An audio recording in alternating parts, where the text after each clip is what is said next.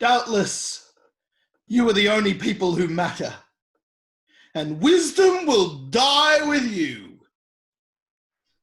But I have a mind as well as you. I am not inferior to you. Who does not know all these things? I have become a laughing stock to my friends. Though I called on God and he answered, a mere laughing stock, though righteous and blameless. Those who are at ease have contempt for misfortune, as the fate of those whose feet are slipping. The tent of marauders are undisturbed, and those who provoke God are secure. Those God has in his hand.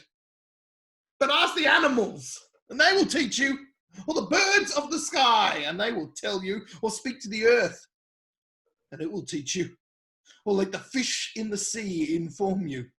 Which of all these does not know that the hand of the Lord has done this?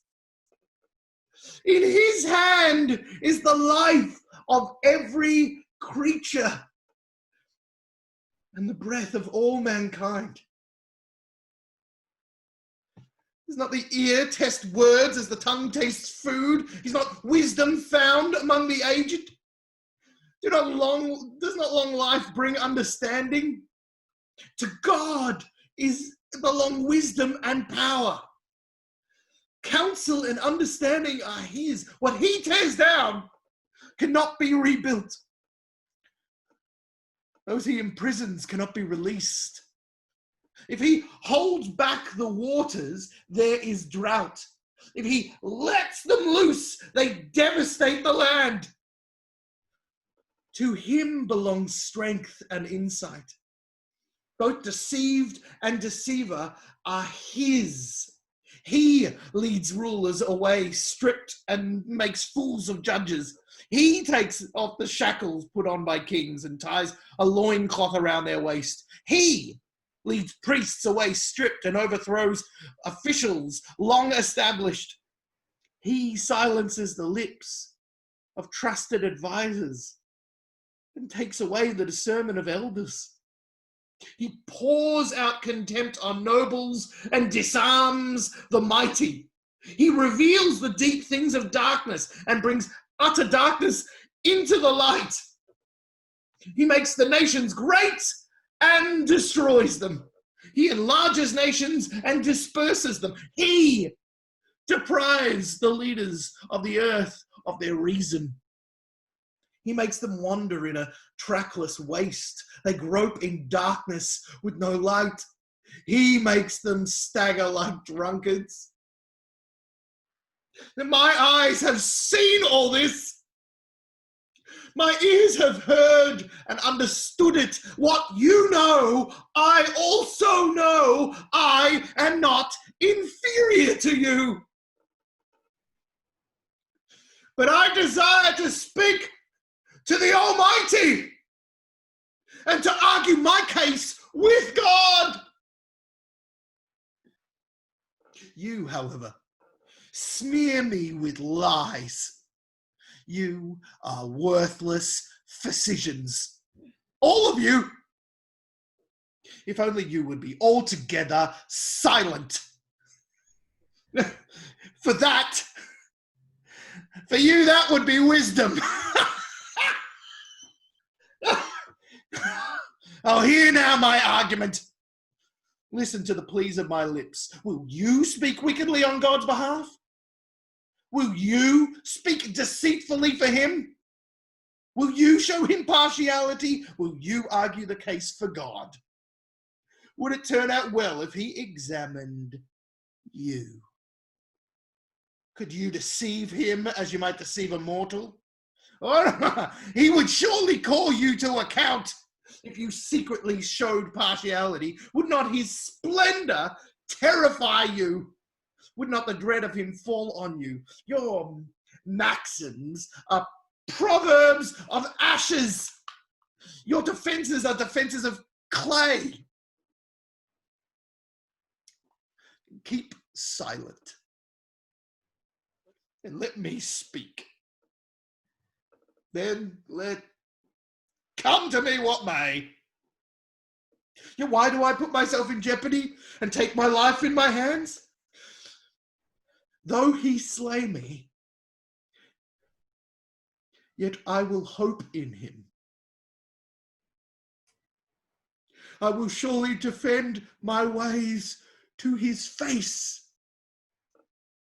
Indeed, this will turn out for my deliverance.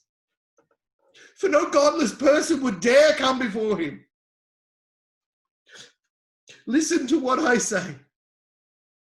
Let my words ring in your ears. Now that I've prepared my case, I know I will be vindicated.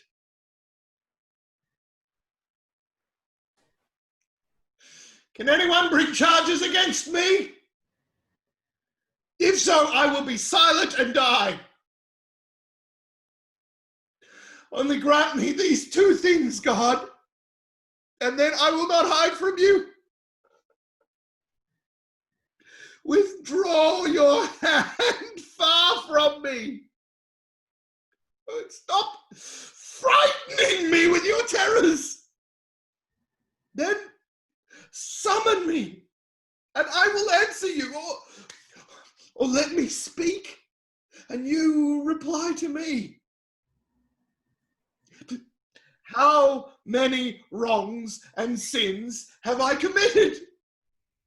Show me my offense and my sin. Why do you hide your face and consider me your enemy? Will you torment a windblown leaf? You chase after dry chaff. You write down bitter things against me and make me reap the sins of my youth. You fasten my feet in shackles, and you keep close watch on all my paths by putting marks on the soles of my feet. So a man wastes away like something rotten, like a garment eaten by moths. Your mortals born of women are for a few days and full of trouble. They spring up like a flower and wither away like fleeting shadows they do not endure. Do you fix your eyes on them? Will you bring them before you for judgment? Who can bring what is pure from the impure? No one. A person's days are determined. You have decreed the number of his months and have set limits he cannot exceed. So look away from him and let him alone till he is put in his time like a hired laborer. At least there is hope for a tree. If it is cut down, it will sprout again, and its new shoots will not fail. Its roots may grow old in the ground, and its stump die in the soil, yet at the scent of water it will bud and put forth shoots like a plant. But a man dies and is laid low. He breathes his last and is no more. As the water of a lake dries up or a riverbed becomes parched and dry, so he lies down and does not rise till the heavens are no more. People will not awake or be roused from their sleep. Oh, if only you would hide me in the grave and conceal me till your anger has passed. If only you would set a time and then remember me. If someone dies, will they live again? All the days of my hard service, I will wait for my renewal to come. You will call, and I will answer you. You will long for the creatures. your hands have made. Surely then you will count my steps, but not keep track of my sin. My offenses will be sealed up in a bag. You will cover over my sin.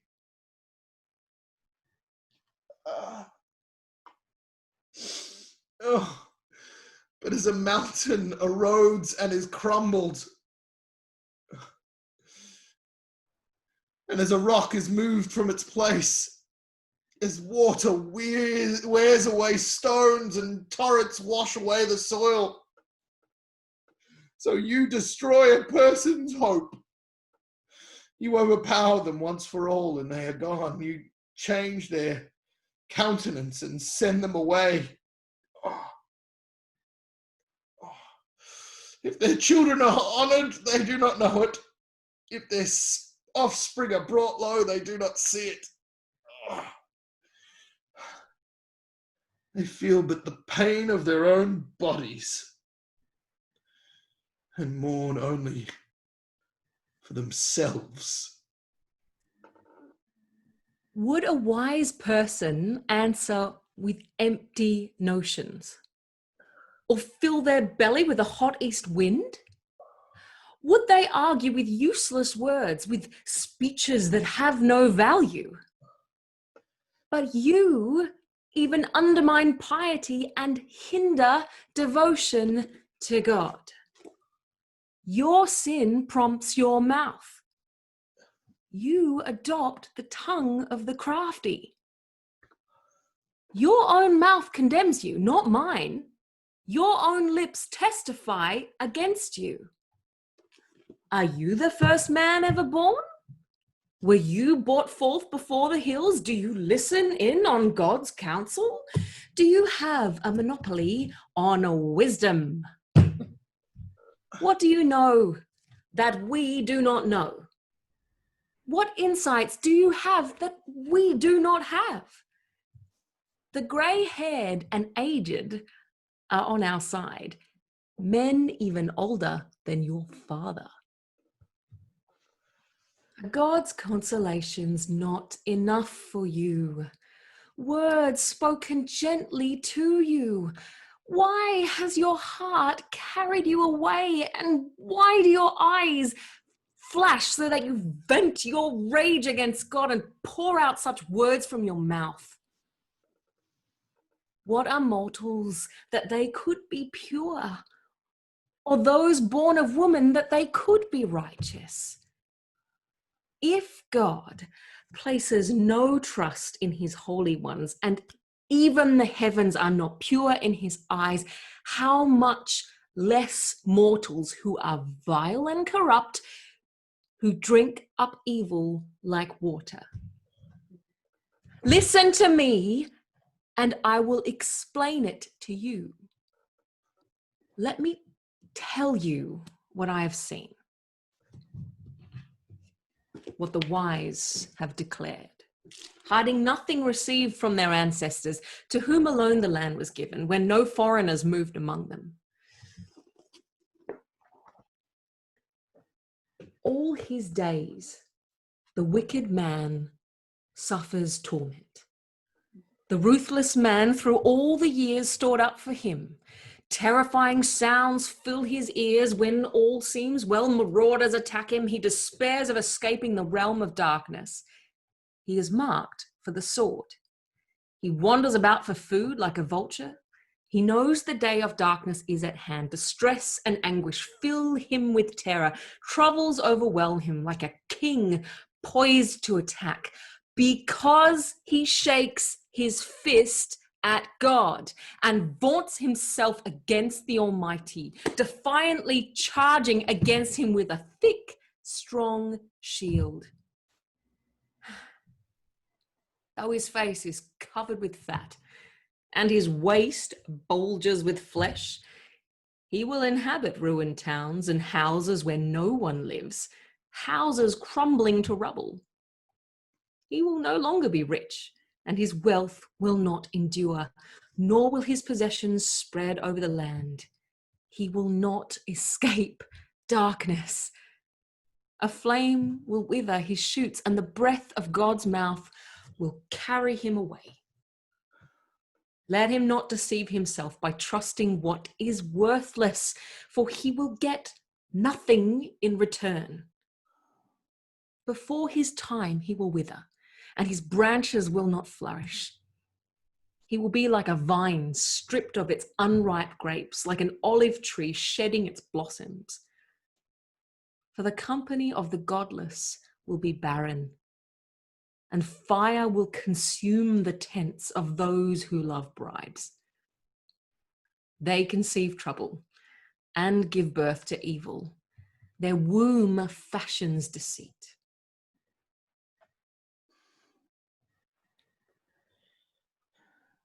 I have heard many things like these. You are miserable comforters, all of you. Will your long-winded speeches never end? What ails you that you keep on arguing?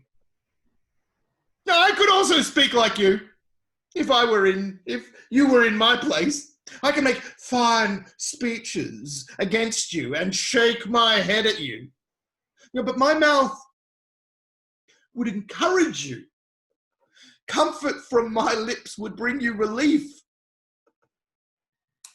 Yet if I speak, my pain is not relieved. And if I refrain, it does not go away. Surely, God, you have worn me out. You have devastated my entire household. You have shriveled me up, and it has become a witness. My gauntness rises up and testifies against me. God assails me and tears me in with his anger and gnashes his teeth at me. My opponents fastens on me his piercing eyes. People open their mouths to jeer at me. They strike my cheek in scorn and unite together against me. God has turned me over to the ungodly and thrown me into the clutches of the wicked. All was well with me, but he shattered me. He seized me by the neck and crushed me. He has made me his target. His archers surround me without pity. He pierces my kidneys and spills my gall on the ground again and again. He bursts upon me. He rushes at me like a warrior. I have sewn sackcloth over my skin and buried my brow in the dust. My face is red with weeping. Dark shadows ring my eyes. Yet my hands have been free of violence, and my prayer is pure. Earth, do not cover my blood. May my cry never be laid to rest.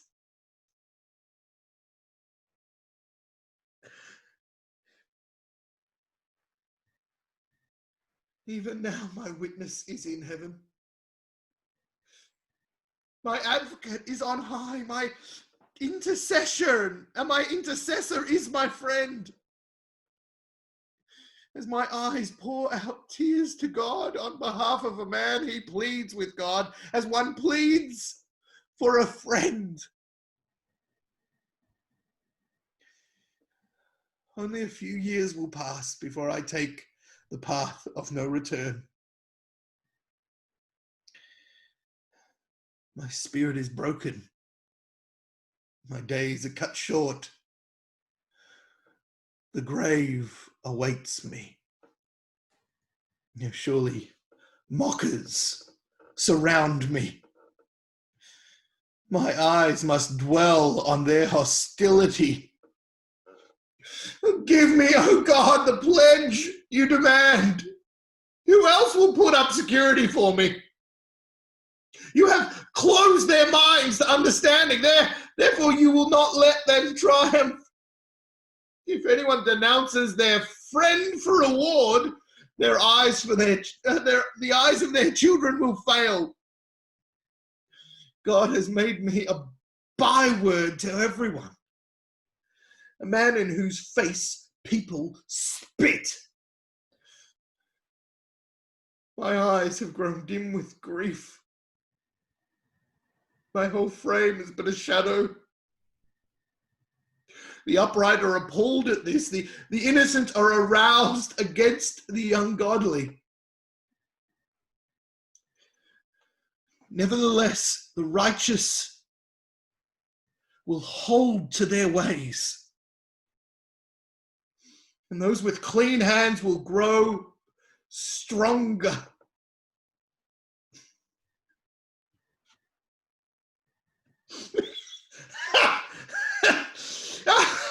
Oh, but come on, all of you, try again. I will not find a wise man among you. Oh. My days have passed, my plans are shattered. Yet the desires of my heart turn night into day. In the face of the darkness, light is near. If the only home I hope for is the grave, if I spread out my bed in the realm of the darkness, if I say to corruption, oh, you are my father, and to the worm, my mother, or my sister, where then is my hope? Who can see any hope for me? Will it go down to the gates of death? Will we descend together into the dust? When will you end these speeches? Be sensible, and then we can talk. Why are we regarded as cattle and considered stupid in your sight? You who tear yourself to pieces in your anger. Is the earth to be abandoned for your sake? Or must the rocks be moved from their place? The lamp of a wicked man is snuffed out. The flame of his fire stops burning. The light in his tent becomes dark. The lamp beside him goes out. The vigor of his step is weakened. His own schemes throw him down. His feet thrust him into a net. He wanders into its mesh. A trap seizes him by the heel, and a snare holds him fast. A noose is hidden for him on the ground. A trap lies in his path. Terrors startle him on every side and dog his every step. Calamity is hungry for him. Disaster is ready for him when he falls. It eats away part of his skin. Death's firstborn devours his limbs. He is torn from the security of his tent and marched off to the king of terrors. Fire resides in his tent. Burning sulfur is scattered over his dwelling. His roots dry up below and his branches wither above. The memory of him perishes from the earth. He has no name in the land. He is driven from light into the realm of darkness and is banished from the world. He has no offspring or descendants among his people, no survivor where once he lived. People of the West are appalled at his face. Those of the East are seized with horror. Surely, such is the dwelling of an evil man. Such is the place of one who does not know God. How long will you torment me and crush me with your words? 10 times now you have reproached me. Shamelessly you attack me. If it is true that I have gone astray, my error remains my concern alone.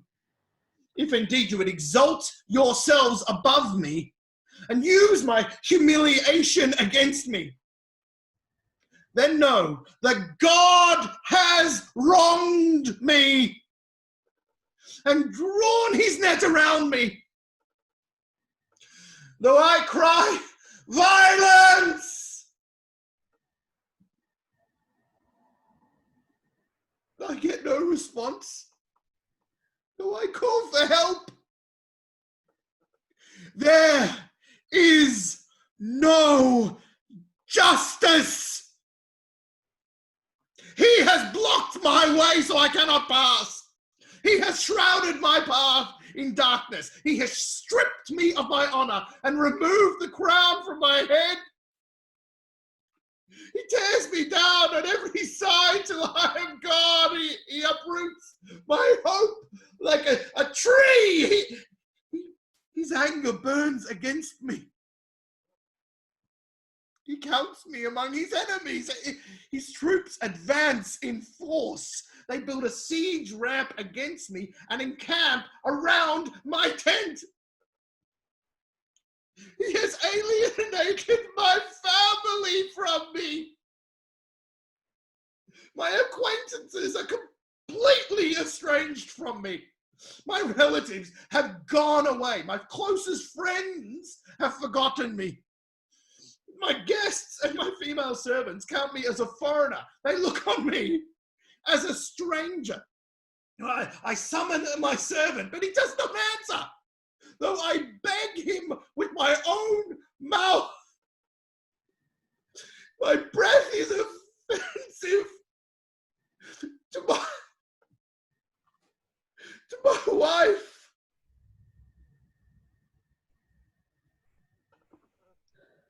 I am loathsome to my own family. Even little boys scorn me. When I appear, they ridicule me. All my intimate friends detest me. Those I love have turned against me. I am nothing but skin and bones. I have escaped only by the skin of my teeth.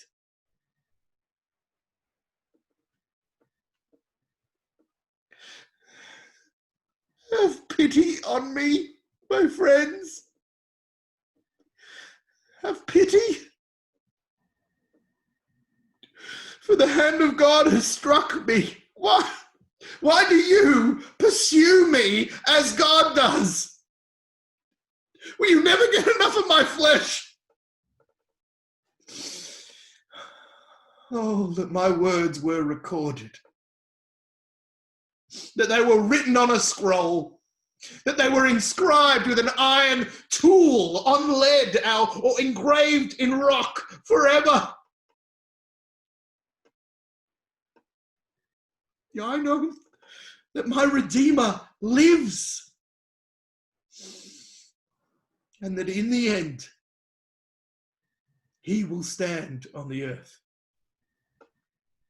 After my skin has been destroyed, yet in my flesh, I will see God. I myself will see him with my own eyes. I, and not another. Oh, how my heart yearns within me. If you say how we will hound him, since the root of the trouble lies in him, you should fear the sword yourselves. For wrath will bring judgment by the sword, and then you will know that there is judgment. My troubled thoughts prompt me to answer because I'm greatly disturbed. I hear a rebuke that dishonors me, and my understanding inspires me to reply. Surely you know how it has been from of old, ever since mankind was placed on the earth, that the mirth of the wicked is brief. The joy of the godless lasts but a moment.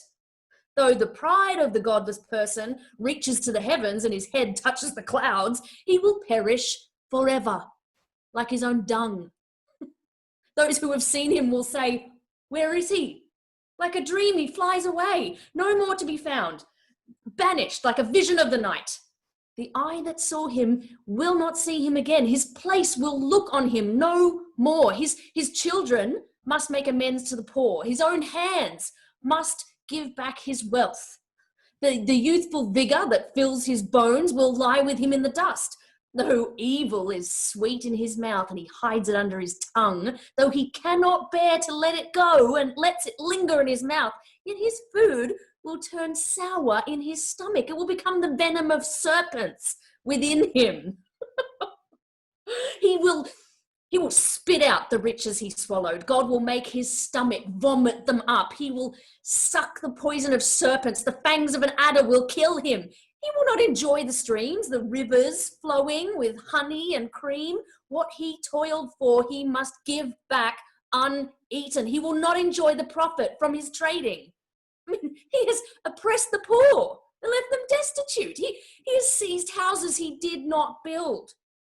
Surely he will have no respite from his craving. He cannot save himself by his treasure. Nothing is left for him to devour. His prosperity will not endure.